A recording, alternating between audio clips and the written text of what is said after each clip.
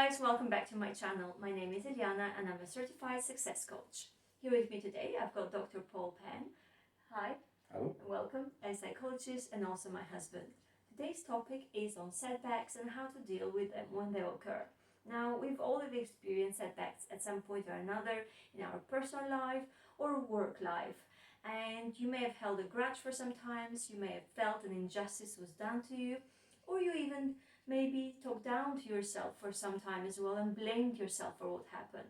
Now, this is quite common, and the difference between people that are successful and not successful is the ability to move on when setbacks occur, and for them to acknowledge them, release them, and move on, basically. So, what are setbacks, Paul?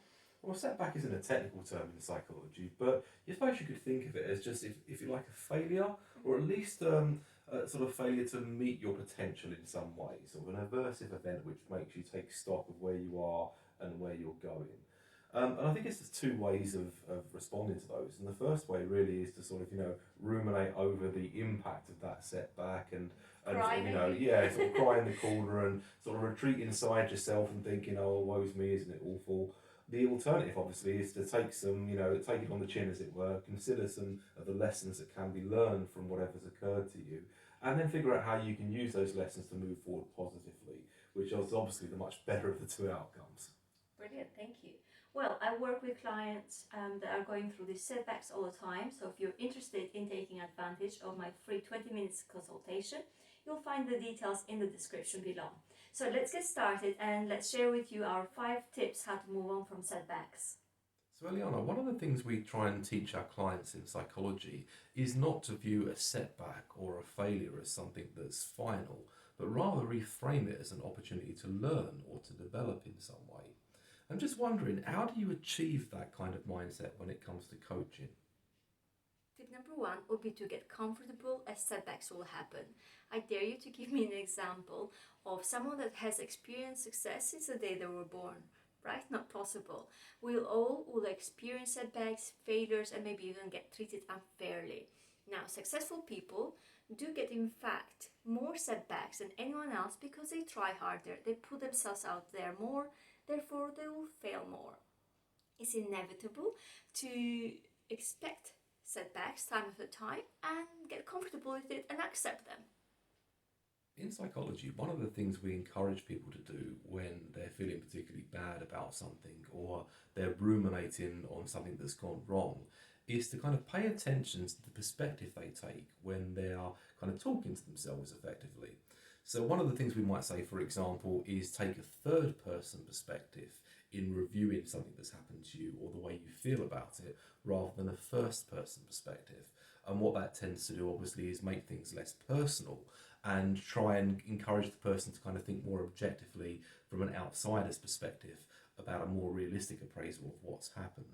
What techniques might you use in coaching to encourage people to kind of pay attention to that kind of inner monologue they have? Tip number 2, and probably the one that I see the most as well with my clients, is to pay attention to how you talk to yourself.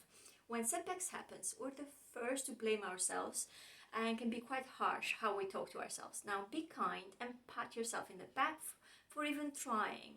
I know that sometimes that can be hard. Now, change that talk into positive words, from I'm not good enough or I'm a failure to I am trying, I will get there, everything will be fine, I tried step A and that didn't work, it's now time to focus on step B. Of course, it's axiomatic in life that occasionally you're going to suffer a setback, and sometimes there won't always be things you can do to avoid those setbacks.